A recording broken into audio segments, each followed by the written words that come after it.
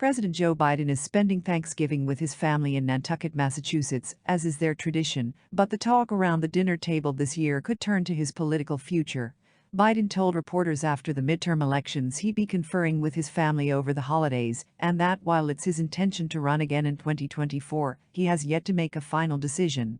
"I'm a great respecter of fate," he said, "and this is ultimately a family decision. I think everybody wants me to run, but we're going to have discussions about it. I hope Jill and I get a little time to actually sneak away for a week around between Christmas and Thanksgiving," he continued, "and my guess is it would be early next year when we make that judgment." White House Press Secretary Karine Jean-Pierre was tight-lipped Tuesday when pressed during a briefing whether the Biden family Thanksgiving would include discussions about 2024. "He's going to have a private conversation with his family. I am certainly not going to lay out what that conversation could look like or potentially be," she said. The Bidens will be in Nantucket until Sunday, continuing their Thanksgiving tradition that dates back to 1975. In 2020, Biden's family decided together about his run, with his eldest granddaughter Naomi calling a family meeting to urge him to challenge then-President Donald Trump. Biden's predecessor has already announced that he is running for the Republican nomination. An ABC News Washington Post poll from September found Biden and Trump to be essentially tied in a hypothetical rematch, with 48% of Americans backing Biden and 46% backing Trump. Biden's been boosted after a better-than-expected performance by Democrats in the midterm elections. The party avoided a complete Republican takeover of Congress, managing to keep control of the Senate and limit their losses in the House.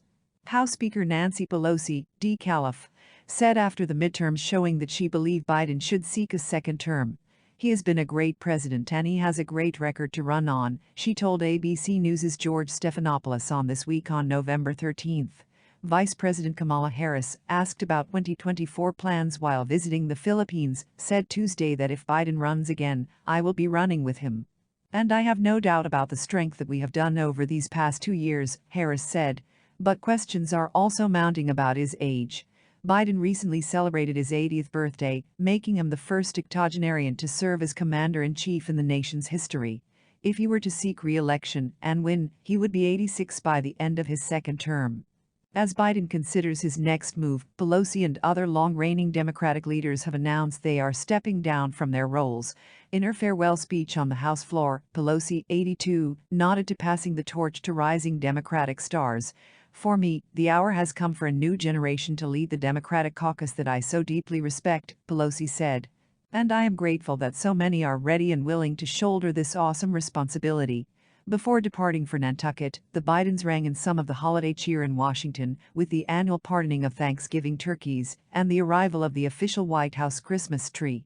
President Biden and Jill Biden also shared a Thanksgiving meal with military members and their families at Marine Corps Air Station, Cherry Point in North Carolina. "You are literally, not figuratively, the greatest fighting force, the best fighting force in the history of the world," Biden told service members. "That's not hyperbole, in the history of the world. It's not a joke.